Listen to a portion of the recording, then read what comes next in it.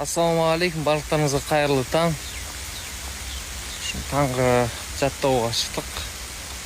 То есть пробежка, кросс. Уже күн шығып, күніміз кетті.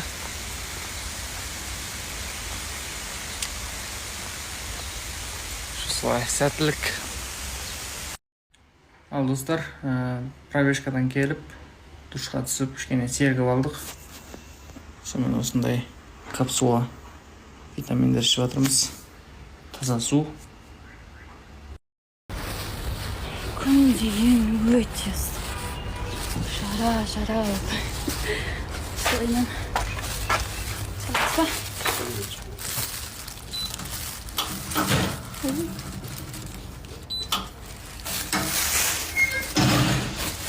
Шашымды осылай қоямаған кезмеден ба деп қалдым ба.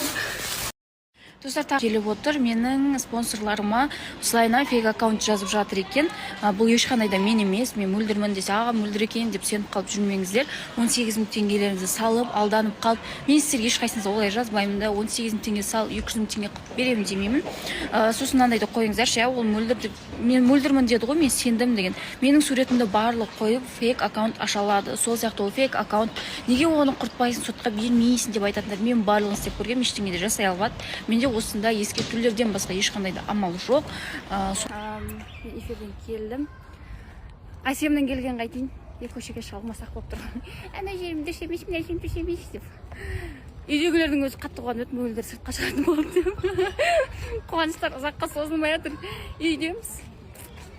Ертең көреміз енді.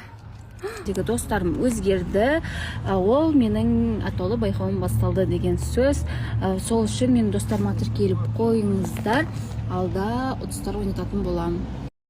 Достар, қазір мен сторис салайын деп жатырмын. Ол стористі салмай жатып, сіздерге айтып кеткім келіп отыр. Енді айтамыз ғой, ата-ананы баламен сынамасын деп. Ең ауыр қасірет ол сенің балаңның ауырғаны. Өзіміз ауырайық, басқа біздің айтады ғой, баланың табанына кірген тікен, одан да менің басыма қадалсын деген сияқты.